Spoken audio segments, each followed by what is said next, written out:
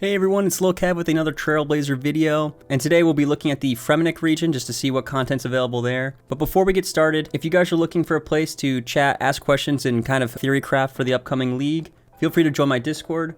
We also use the Discord for group activities like learner raids or just finding people to boss with in the main game, if that interests you as well. I also stream on Twitch Monday, Wednesday, Fridays if you want to come chat with me live. Links for both of those will be in the description. Anyways, let's get into it. So we're going to get started at the Lighthouse, and if you go in the basement, you have Dagannoths in a multi-combat zone.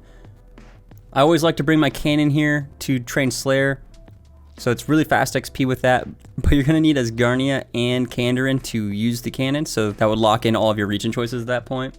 Dagannoths are also a really good source for seeds on top of that.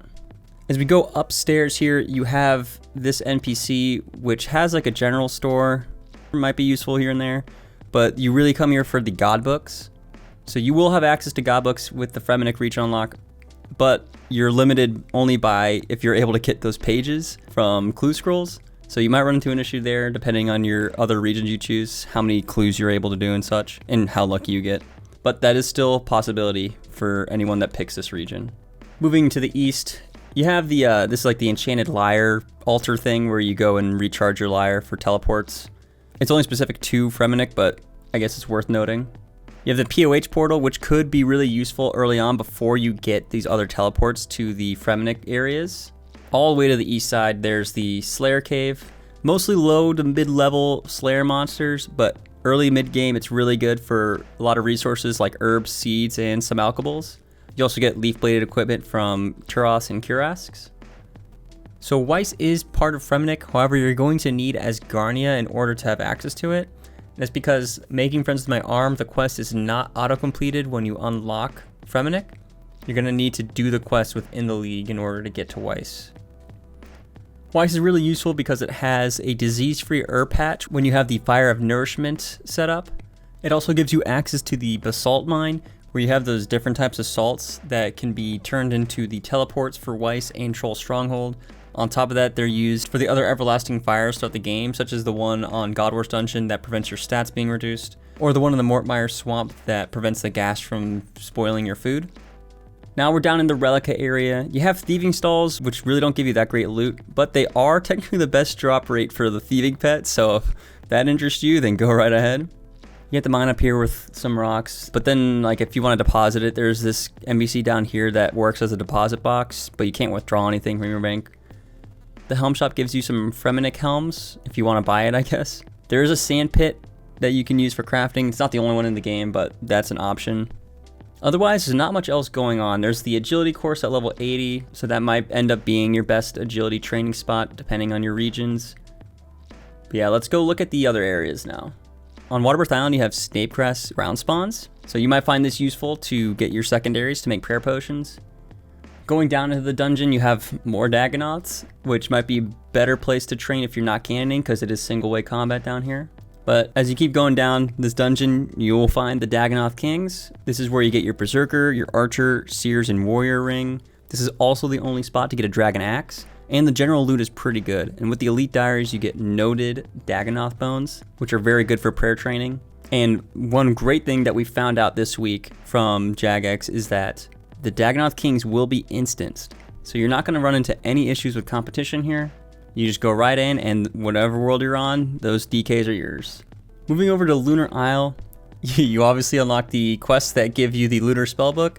It includes great spells like Plank Make, NPC Contact. I'm not going to list them all, but this is definitely one of the major benefits to getting the Fremennik region. To the north side, you have Sukas, which are just like an okay in terms of Slayer XP task, but they really don't drop any loot, so a lot of people aren't really fond of them, and honestly they're not that great unless you have a cannon. And if you go east of the Sukas to the mine at the northeast, you can actually get pure essence, gold and silver, and gems. I forgot that this existed, but it's not really that useful in my opinion just because Karam just unlocked for everybody and has better options for mining all that stuff. But if Karam gets overcrowded, this could be a good option.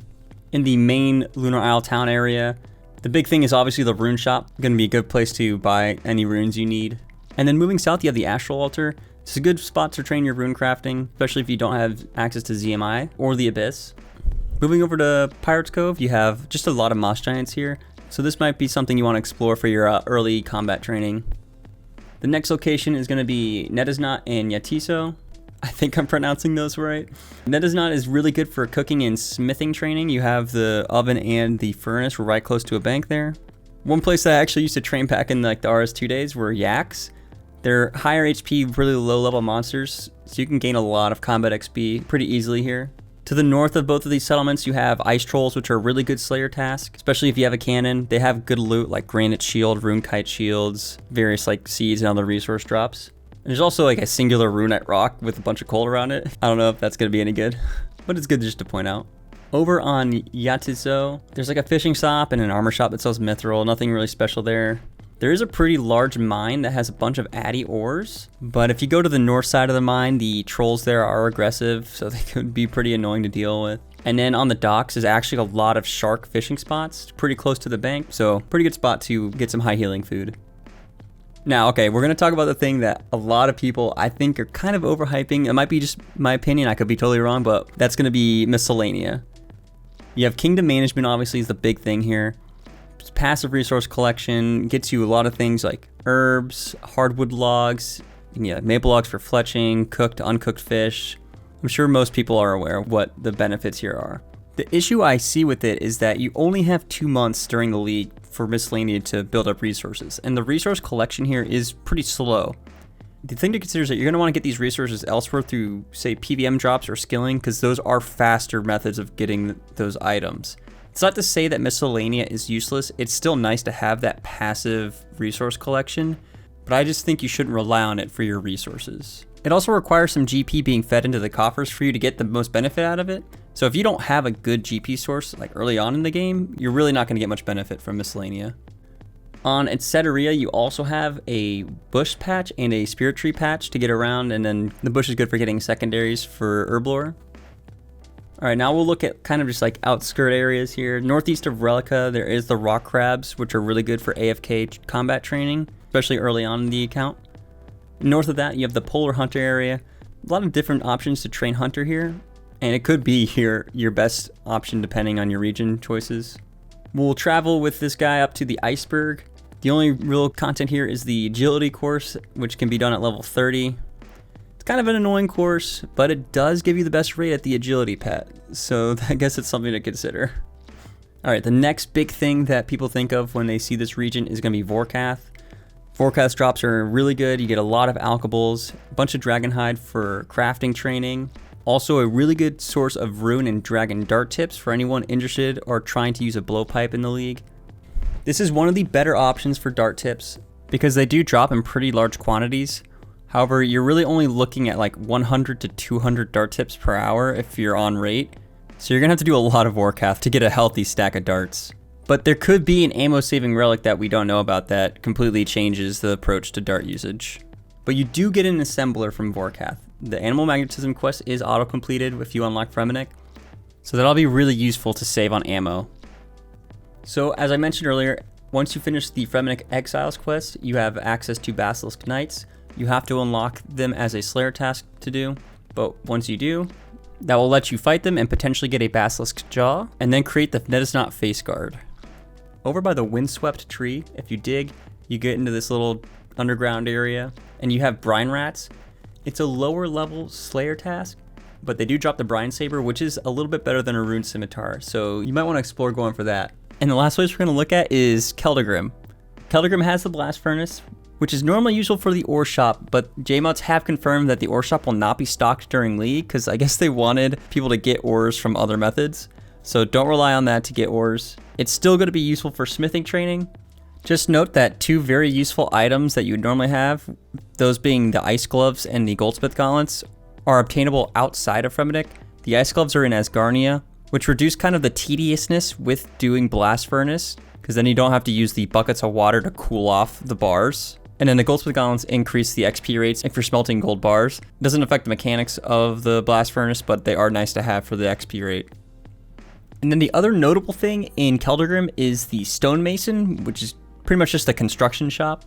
It's going to be your only source for gold leaves, marble blocks, and magic stones, which are required for some really good POH items.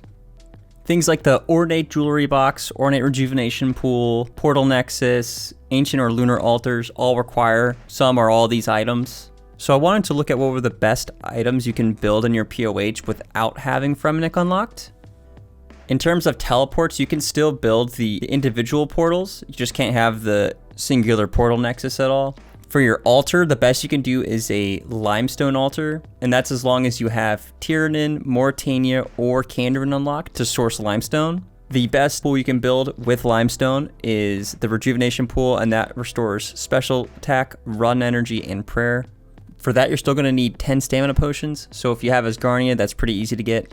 But if you don't go Asgarnia, your only way to get stamina potions is through the Jekyll and Hyde random event, in which case you need to have a Torstol ready to turn into him.